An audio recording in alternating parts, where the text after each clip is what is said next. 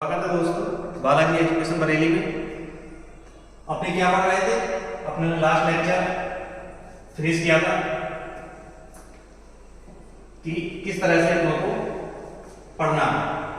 जो मैंने आपको सिस्टम बताए थे 7-8 टेक्स्ट में लिखवाई थी, उस बेसिस पे अब अपने वहीं से स्टार्ट किया था।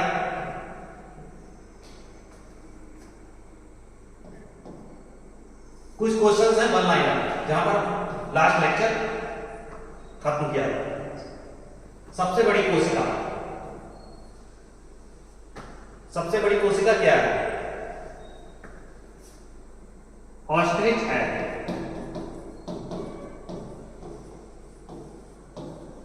ये मैंने आपको वन लाइनर दिखाया है, ये इंपॉर्टेंट है इसलिए मैं आपको दोबारा बता रहा हूं। सबसे छोटी कोशिका माइकोप्लाज्मा, माइकोप्लाज्मा। मैं आपको ये रीजन करा रहा हूं क्योंकि ये इंपॉर्टेंट है। सबसे बड़ी कोशिका ऑस्ट्रिच है, शुतुरमुर्ग का अंडा। माइकोप्लाज्मा सबसे छोटी कोशिका। सबसे लंबी कोशिका नर्व सेल, तंत्रिका तंत्र वाली। और सबसे बड़ी मानव कोशिका, ये मानव की बात कर रहा है, तो सबसे बड़ी मानव कोशिका क्या हो गई? ओवम, यानी मादा अंड कोशिका। और सबसे छोटी मानव कोशिका क्या हुई? शुक्राणु, यानी स्पर्म। फिर इसके बाद कोशिका का सिद्धांत पढ़ा था अपने लोगों ने, जिसमें बताया गया था, जिसमें दो मेन साइंटिस्ट थे, स्लाइडन एंड स्वान। इन्होंने 3 पॉइंट दिए थे। पहला पॉइंट में इन्होंने कहा था कि सभी सजीव वस्तुएं एक या एक से अधिक छोटी छोटी सेल से मिलकर बनी होती है। सभी सजीव वस्तुएं एक या एक से अधिक छोटी छोटी सेल से मिलकर बनी होती है। सेल संरचनात्मक एवं क्रियात्मक इकाई है जीवन की। दूसरा पॉइंट।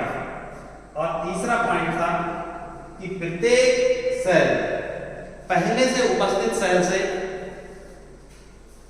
बनती है, यानी जो नई सेल है उसकी उत्पत्ति पहले से ही उपस्थित सेल से होती है। फिर उसके बाद एक तीसरे साइंटिस्ट आए, रुडोल्फ वास्चर। रुडोल्फ वास्चर इन्हें 1853 में आए थे और ये स्लाइडन और स्वान 1839 और 1838 में आए। ये पूरे 13 साल बाद सिर्फ इन्होंने जो थर्ड पॉइंट था कि प्रत्येक सेल की उत्पत्ति उसमें उपस्थित पहले से उपस्थित सेल से होती है बाय सेल डिवीजन मेथड। यानी कि रुडोल्फ वास्चर जी ने क्या कहा कि सेल डिवीजन मेथड के द्वारा पहले से उपस्थित सेल से ही नई सेल की उत्पत्ति होती है। अब नेक्स्ट देखते हैं। फिर अपने लोगों ने सेल की संरचना के आधार पर जीवों का वर्गीकरण किया था। तो उसमें जो नंबर 1 वर्गीकरण था वो था एक कोशिकीय और बहुकोशिकीय होने। एक कोशिकीय यूनिसेलुलर और बहुकोशिकीय मल्टीसेलुलर, जिसका पूरा शरीर ही एक कोशिका हो, उसे क्या बोलेंगे? यूनिसेलुलर। और ये ह्यूमन, बहुत जिसका पूरी बॉडी बहुत सारी कोशिकाओं से मिलकर बनी है, क्या कहलाता है? मल्टीसेलुलर। बहुत। इसका एग्जाम्पल हमने लिखवाया था ह्यूमन बॉडी, प्लांट्स। और ये एक कोशिकीय मैंने क्या आपको एग्जाम्पल लिखवाया था? अमीबा, पैरामीशिया और यूग्लिना। ये 3 मैंने आपको लिखवाए थे। ये पहला वर्गीकरण था। और इसी के बाद हमने दूसरा वर्गीकरण किया जिसे बोला प्रोकार्योटिक और यूकार्योटिक। इसके शब्दों को तोड़ते हुए देखेंगे हम लोग, विच्छेद करते हुए। प्रोकार्यो, प्रो का मतलब होता है प्रिमिटिव मतलब जो बहुत पहले आ गया हो, जिसमें कोई एडवांसमेंट मतलब कोई ज्यादा एडवांसमेंट ना हुआ हो, जो बिल्कुल इनिशियल कंडीशंस में आ गया हो। और प्रो का मतलब प्रिमिटिव, जो बहुत पहले आ गया हो। और कायरो का मतलब न्यूक्लियस, यानी कि नाभिक।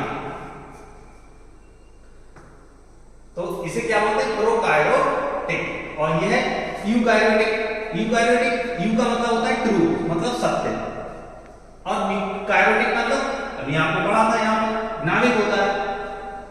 तो यहाँ पर ये सत्य का मतलब ये है कि जिसमें नाभिक है, मतलब मौजूद है नाभिक, और इसमें क्या है, मतलब बहुत इनिशियल स्टेज में है। तो इसके कुछ इसमें डिफरेंस देखते हैं कि प्रोकैरियोटिक और यूकैरियोटिक में क्या अंतर है। जैसे अपने लोगों ने एक कोशिका बहुकोशिकीय में देखा क्या अंतर है, वैसे इसमें देखते हैं। इसमें क्या मेम्ब्रेन बॉन्ड न्यूक्लियस एब्सेंट बोला, मेम्ब्रेन बॉन्ड मतलब झिल्ली बाधित केंद्रक, झिल्ली बाधित केंद्रक अनुपस्थित है। झिल्ली बाधित मैं आपको भी दिखाता हूं, झिल्ली बाधित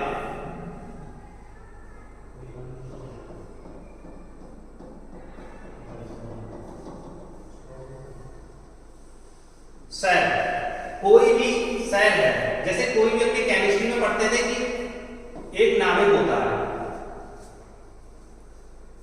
तो उसी फंडे को अपने यहां अप्लाई करना है, यानी कोई सेल है उसमें भी एक नाभिक है। अब ये जो नाभिक है इसकी ये किससे बॉन्डेड है, ये झिल्ली है, तभी तो ये नाभिक बना।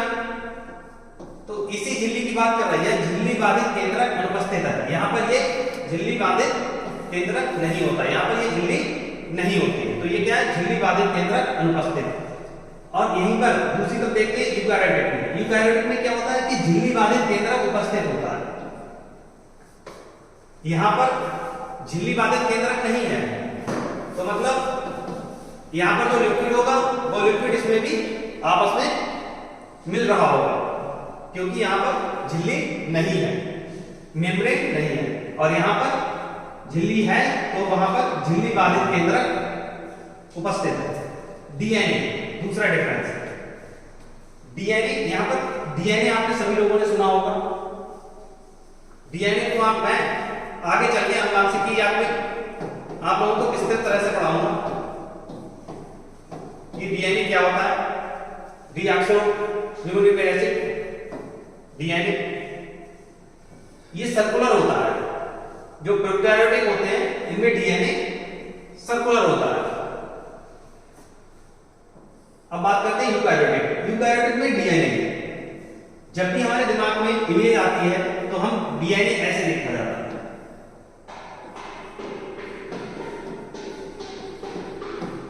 डीएनए। कहीं पर भी हमने देखा हो पिक्चरों में या फिर कहीं पर भी दिखाया जाता है हॉस्पिटल्स में, तो डीएनए का सिंबल इस तरह से दिखाया जाता है। तो ये क्या है, ये रेखाकार है, तो ये यूकैरियोटिक के डीएनए दिखाया जाता है, तो ये कैसा है, ये रेखाकार है। अब बात करते हैं तीसरे डिफरेंस की, राइबोसोम्स। राइबोसोम्स क्या है, राइबोसोम्स इन्हें प्रोटीन फैक्ट्री बोलते हैं, प्रोटीन फैक्ट्री, प्रोटीन फैक्ट्री। ये 70S, मैं आपको ये आगे चलिए बताऊंगा प्रोटीन फैक्ट्री और 70S में क्या डिफरेंस है। ये 70S टाइप होता है यहाँ पर, और यूकैरियोटिक में राइबोसोम्स 80S टाइप होता है। और जो लास्ट इनका डिफरेंस है, ये एकल कोशिकीय होते हैं, प्रोकैरियोटिक एकल कोशिकीय होते हैं, मतलब यूनिसेलुलर। और वहीं बात करें यूकैरियोटिक की, ये एकल कोशिकीय भी होते हैं और बहुकोशिकीय भी होते हैं। ये समझने की बात है यहाँ पर कि प्रोकैरियोटिक ओनली एकल कोशिकीय है, और वहीं पर प्रोकैरियोटिक और यूकैरियोटिक ये दो तरह, एकल कोशिकीय भी हैं और बहुकोशिकीय भी हैं। इनके एग्जाम्पल से देखते हैं।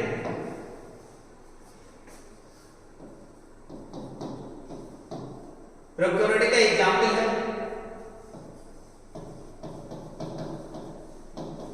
बैक्टीरिया, एकल कोशिकीय है। ब्लू ग्रीन एल्गी, लाल हरित नीली ब्लू ग्रीन एल्गी, तो इसे क्या बोलते हैं, नीली हरित शैवाल। एल्गी का मतलब शैवाल।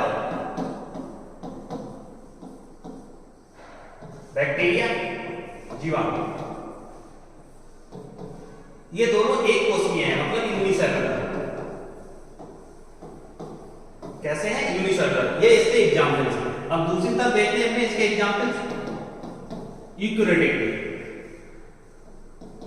जो कि यूनिसेल्युलर भी है और मल्टीसेल्युलर है।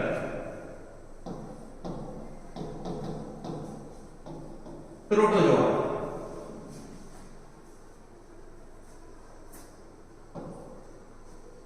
और एनिमल, दोनों देखो इसमें आ गए। प्रोटोजोआ कैसा है? ये यूनिसेल्युलर है और एनिमल मल्टीसेल्युलर।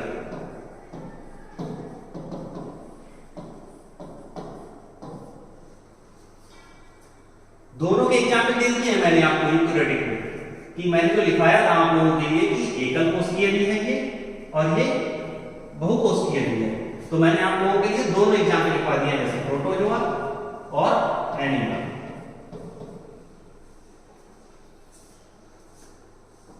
नेक्स्ट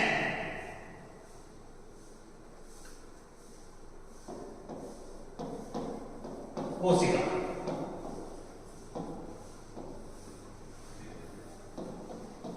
कोशिका अपने पढ़ रहे हैं, लेकिन अभी अपने लोग कोशिका का सिद्धांत देखा था, किसने खोज की थी, कोशिका की संरचना के आधार पर उनका वर्गीकरण देखा था। अब अपने लोग कोशिका के अंदर झांक के देखते हैं कि कोशिका में है क्या, क्योंकि स्टडी अपने को किसकी करनी है, अध्ययन किसका करना है, कोशिका का। तो कोशिका का जिसका अध्ययन करना होता है उसके अंदर झांकना पड़ेगा।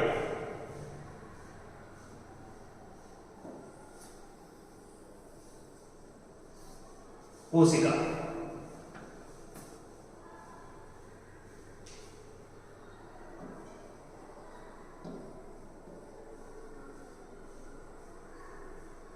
यहां पर चारों तरफ इसमें लिक्विड बना है।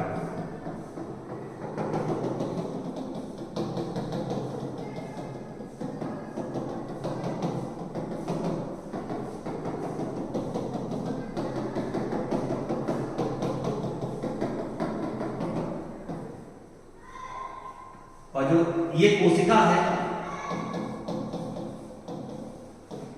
और इसमें जो लिक्विड भरा है, तो इसे क्या कहेंगे, इसे बोलेंगे कोशिका द्रव। क्या बोलेंगे? कोशिका द्रव। कोशिका द्रव। और इस कोशिका द्रव को जो चीज रोके हुए है उसे क्या बोलेंगे? मेम्ब्रेन।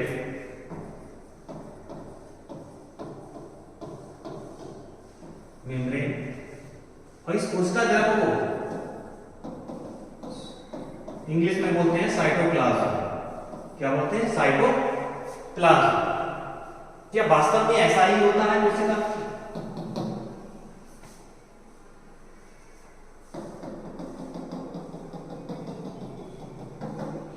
कोई भी अणु जैसे, अगर अणु जैसी संरचना की बात हो रही होगी तो वहां पर एक न्यूक्लियस यानी नाभिक हमेशा होता है। नाभिक, न्यूक्लियस।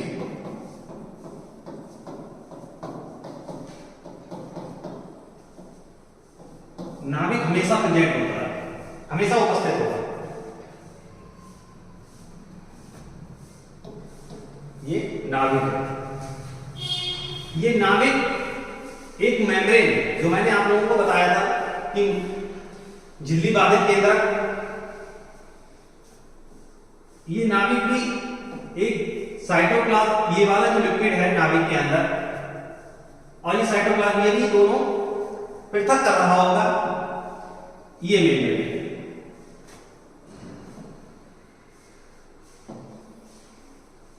और इस न्यूक्लियस के अंदर जो भी लिक्विड होगा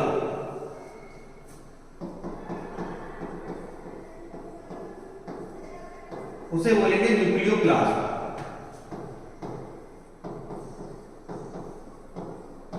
न्यूक्लियोप्लाज्म।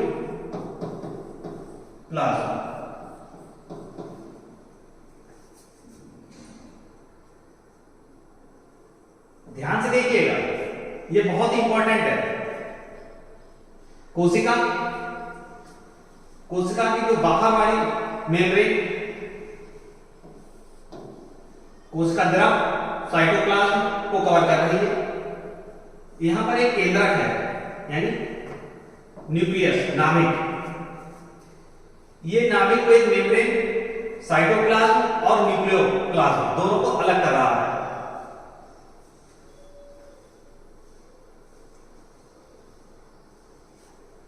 यहां पर एक नया टर्म डिफाइन होता है जिसका नाम होता है प्रोटोप्लाज्म। प्रोटोप्लाज्म। अब इसकी बात करते हैं प्रोटोप्लाज्म। ये तो मैंने आपको कोशिका के कुछ पॉइंट लिख दिए। अब बात करते हैं प्रोटोप्लाज्म। प्रोटोप्लाज्म होता है कोई भी कोशिका, सभी सजीव एक या एक से अधिक कोशिकाओं से मिलकर बने हैं। कोशिका जीवन की कार्यात्मक और संरचनात्मक इकाई है जो कि बनी होती है एक सजीव पदार्थ के द्वारा, जिसे बोलते हैं प्रोटोप्लाज्म। इस सजीव पदार्थ को बोलते हैं प्रोटोप्लाज्म। जो मैंने बोला वो आपने ध्यान से सुना कि प्रत्येक कोशिका मिलकर बनी होती है एक या एक से छोटी, एक या एक से अधिक छोटी कोशिकाओं से मिलकर। और कोशिका जीवन की कार्यात्मक और संरचनात्मक इकाई है जो बनी हुई है एक सजीव पदार्थ से। कोशिका किससे? सजीव पदार्थ से।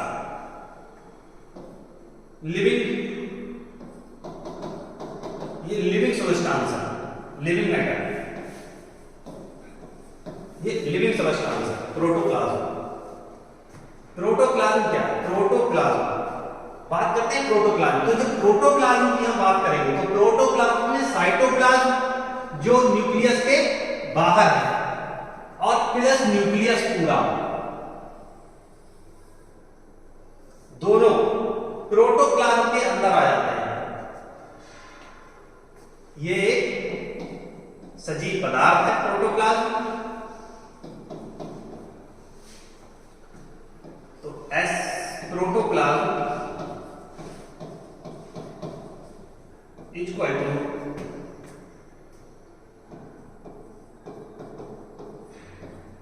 Cytoplasm plus nucleus.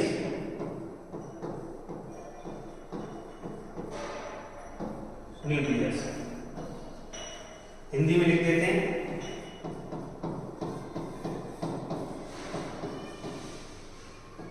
Protoplasm equal to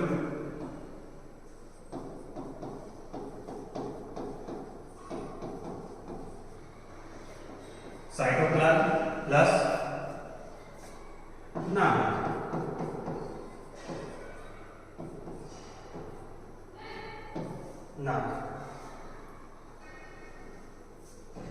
अब आप लोगों को बिल्कुल स्पष्ट दिख रहा होगा कि प्रोटोप्लाज्म क्या है। प्रोटोप्लाज्म मिलकर बना है साइटोप्लाज्म और नाभिक से, और ये एक लिविंग सब्सटेंस है।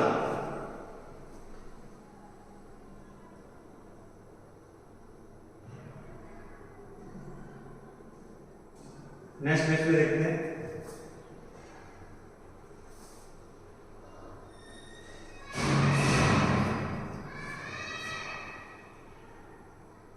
आपने देख रहे थे प्रोटोप्लाज्म जो कि एक लिविंग सब्सटेंस है। क्या है? Living substance.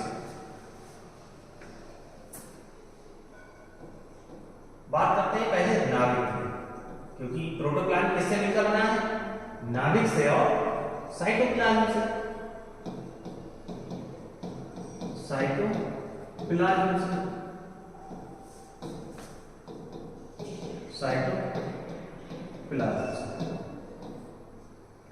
नाभिक की खोज किसने की? जो मैंने आप लोगों को पहले बताया कि रॉबर्ट हुक साहब ने डेड सेल की खोज की, एंटोनियो वॉन ल्यूमेनहॉफ ने फर्स्ट लिविंग सेल की खोज की, लेकिन उन्होंने किसी ने नाभिक की जिक्र नहीं किया, उन्होंने उसके अंदर झांक कर नहीं देखा। और अंदर झांकने के लिए एक इलेक्ट्रॉन माइक्रोस्कोप की जरूरत थी। इन्होंने जब इलेक्ट्रॉन माइक्रोस्कोप मार्केट में आया तब उसके थ्रू कोशिका के अंदर देखा गया, कोशिका के अंदर देखा गया, फिर वहां में नाभिक और साइटोप्लाज्म का पता चला, प्रोटोप्लाज्म का पता चला, और ये एक लिविंग सबस्टांस है, ये एक लिविंग सबस्टांस है। नाभिक, नाभिक की खोज 1831 में रॉबर्ट ब्राउन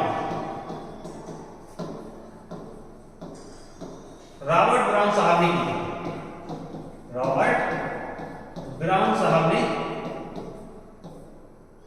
1831 में नाभिक की खोज की। प्रोटोप्लाज्म मिलकर बना है नाभिक से और साइटोप्लाज्म से। अब आप लोगों के दिमाग में क्वेश्चन आया होगा, जब सर नाभिक की खोज की 1831 में, तो प्रोटोप्लाज्म की भी खोज किसी ना किसी ने की होगी। प्रोटोप्लाज्म की खोज की थी शुल्ट्ज ने, शुल्ट्ज, सॉरी शुल्ट्ज, शुल्ट्ज, शुल्ट्ज। प्रोटोप्लाज्म की खोज किसने की? शुल्ट्ज ने। लेकिन जो ये प्रोटोप्लाज्म नाम है, ये जो टर्म है प्रोटोप्लाज्म, और ये नाभिक और साइटोप्लाज्म से मिलकर बना है, ये किसने दिया था? ये दिया था पुरकिंजे साहब ने, पुरकिंजे साहब, पुरकिंजे साहब ने, पुरकिंजे साहब।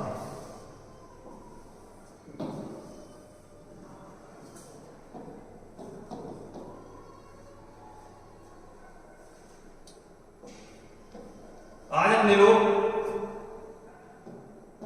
सिर्फ कोशिका के अंदर जो मेन कंपोनेंट है, सिर्फ उनके बारे में एक ब्रीफ लेंगे कि कोशिका के अंदर क्या था? नाभिक था, साइटोप्लाज्म था, प्रोटोप्लाज्म था। नाभिक और साइटोप्लाज्म मिलकर क्या बने? प्रोटोप्लाज्म, जो कि प्रोटोप्लाज्म क्या है? एक लिविंग सबस्टांस है। और इसमें भी जो नाभिक है, इसकी खोज किसने की? रॉबर्ट ब्राउन साहब ने 1831 में। जब नाभिक की खोज हुई और इसके साथ साइटोप्लाज्म भी है, और इसको कंबाइन करके क्या बना दिया गया? प्रोटोप्लाज्म। तो प्रोटोप्लाज्म की खोज किसने की? शुल्ट्ज ने, शुल्ट्ज ने। लेकिन ये जो टर्म है शुल्ट्ज, प्रोटोप्लाज्म होगा नाभिक और साइटोप्लाज्म के साथ, ये जो टर्म दिया है प्रोटोप्लाज्म, ये टर्म दिया है पुरकिंजे साहब ने।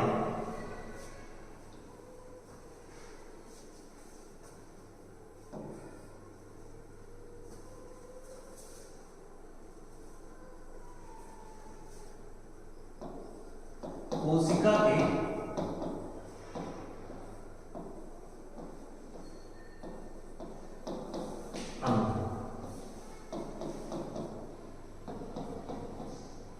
कोशिका में अपने क्या पढ़ा? कोशिका द्रव्य को पढ़ा, मतलब साइटोप्लाज्म को, नाभिक को पढ़ा, न्यूक्लियस को, न्यूक्लियस के अंदर न्यूक्लियोप्लाज्म, ये सब हमने अभी देखा। लेकिन कोशिका के अंदर यही थोड़ी ना है, कोशिका के अंदर अभी बहुत सारे कोशिकांग हैं, कोशिकांग, कोशिकांग, कोशिका के अंग, कोशिकांग। कोशिका में पूरे नाभिक, साइटोप्लाज्म, प्रोटोप्लाज्म यही थोड़ी ना है, कोशिका के बहुत सारे अंग हैं, हमें उनका भी अध्ययन करना है। अब वही एग्जाम में ज्यादातर पूछे जाते हैं, जैसे सुसाइड रैट, लाइसोसोम्स। आप लोगों को पता होगा, बहुत बार पूछा गया था। Number 1 mitochondria.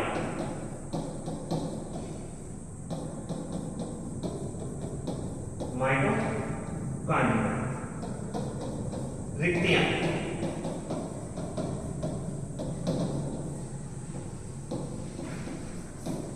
Vacuole,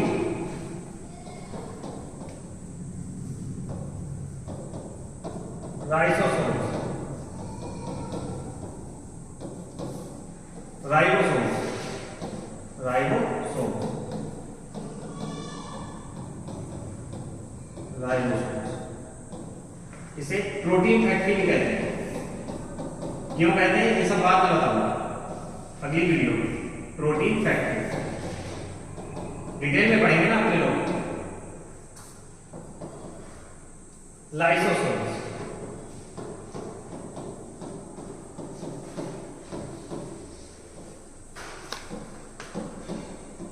lysosomes